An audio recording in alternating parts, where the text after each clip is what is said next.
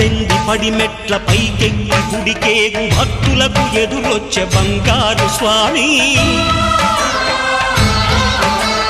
ఇరుముడులు స్పృశించి శుభమనుచు దీవించి జన బృందముల చేరే జగమేలు స్వామి తన భక్తులనరిల్చు తప్పులకు తడబడి ఒక పక్క ఒరిగెన ఓంకారమూర్తి